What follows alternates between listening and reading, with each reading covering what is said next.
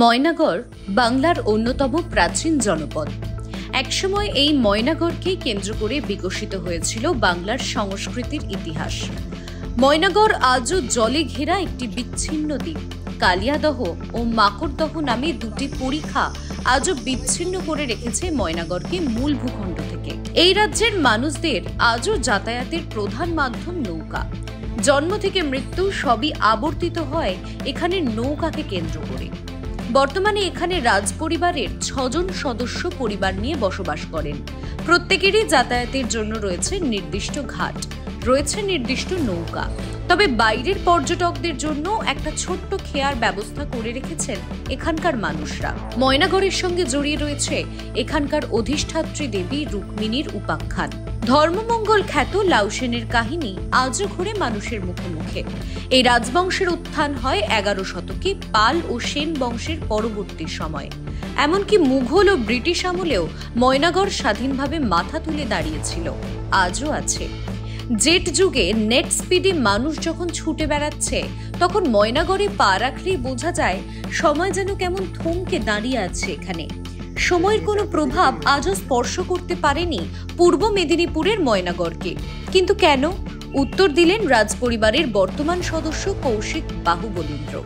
এটা রাজবাড়ির মূল ঘাট, মানে যারা প্রধান এখানকার শরিক তাদের একটা ব্যক্তিগত ঘাট, এবং এই ঘাটের বাঁ দিকে একটি পাঁচিল ঘেরা জায়গা আছে, সেটা ছিল আয়না মহল, যেখানে রানীরা সূর্যোদয়ের আগে স্নান করত।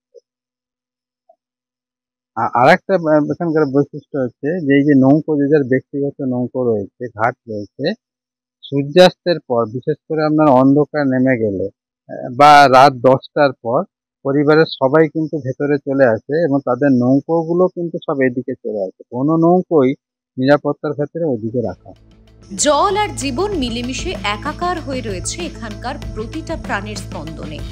সময়ের স্রোতে দাঁড়িয়ে রাজাদের রাজত্ব আজ নেই সেই জৌলুস, তবে আছে অতীত ঐতিহ্যকে ধরে রাখার একান্ত প্রয়াস। যাতায়াত এখানে নৌকো নির্ভর, মানে বাস্তবিক জীবনে নৌকো একটা বিরাট এখানে ভূমিকা পালন করে যারা ভেতরে থাকে। এবং এই নৌকো কিন্তু এখনকার ট্র্যাডিশন না, এটা দীর্ঘ আপনার 1561 সাল থেকে আমাদের এই ট্র্যাডিশনটা চলে আসছে। এবং এটা শুধু ট্র্যাডিশন নয়, এর সঙ্গে নিরাপত্তা যুক্ত রয়েছে। যেহেতু নিরাপত্তার ক্ষেত্রে এখানে কোনো সেতু তৈরি হয়নি, সেতু তৈরি হলেও সেটা হয়তো টেম্পোরারি, কিন্তু যেহেতু এটা দ্বীপের মতো জায়গা, যেদিকে আপনি যান না কেন আমাকে নৌকো ছাড়া অন্য পারে যাওয়ার কোনো রাস্তা নেই। এই যে আপনাদের দৈনন্দিন যে জীবন জীবিকার জন্য বলুন বা কোনো কিছু নিত্য প্রয়োজনীয় জিনিসপত্র আনা বলুন, কিভাবে যাতায়াত করতে? এখানে যে যার ব্যক্তিগত ঘাট এবং নৌকো রয়েছে, ফলে জন্ম থেকে মৃত্যু এখানে ভেতরে যারা থাকে তাদের জীবনের একটা অন্যতম প্রধান অংশ হচ্ছে নৌকো, এবং নৌকো চালানো সবাইকে শিখতে হয়। এমনকি দাহ করার জন্য ডেড বডিও নৌকো করে নিয়ে যেতে হয় শ্মশানে। এমনকি ধরুন কোনো নবজাতক হয়তো বাইরে জন্ম তার হয়েছে বংশের, সেও প্রথম ভেতরে ঢুকবে নৌকো করে। এখানকার যা কিছু জিনিসপত্র, সমস্ত কিছু, এমনকি আপনার রোগীও, তাকেও যেতে হবে চিকিৎসার জন্য নৌকো করে ওপারে।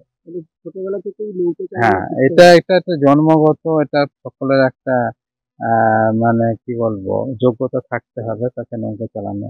এই মুহূর্তে কতগুলো নৌকো রয়েছে? এই মুহূর্তে ধরুন 6টি পরিবার থাকে, অটোমেটিক্যালি 6টি নৌকো আছে, প্রত্যেকের নিজস্ব ঘাট রয়েছে। তাছাড়া পাবলিকের জন্য একটা নির্দিষ্ট সময়ের জন্য খেয়া নৌকো রয়েছে। আমার নাম কৌশিক বাহুবলীন্দ্র। ময়নাগড়ের স্থাপত্য শৈলীর সঙ্গে মুঘলদের অনেকটাই প্রভাব দেখা যায়। আজও রাজবাড়ির পাশে দাঁড়িয়ে রয়েছে প্রাচীন মন্দির, কালী মন্দির, শিব মন্দির, যা আজ ধর্মপ্রাণ মানুষের আকর্ষণের মূল কেন্দ্র। জলে ঘেরা ময়নাগড় আজ আংশিক ধ্বংসপ্রাপ্ত, কিন্তু এর স্থাপত্য ও ইতিহাস আজও বহু মানুষকে টেনে নিয়ে আসে জায়গায়। সংরক্ষণের কিছু যে উদ্যোগ গ্রহণ করা হয়নি এখানে, এমনটা নয়, তবে সবটা হয়তো করে উঠতে পারা যায়নি। ময়নাগড় শুধু ইতিহাসের সাক্ষী নয়, বাংলার ঐতিহ্য এবং গৌরবের ধারকও বটে। ময়নাগড় থেকে শ্যামল নন্দীর রিপোর্ট, নিউজ পোল বাংলা।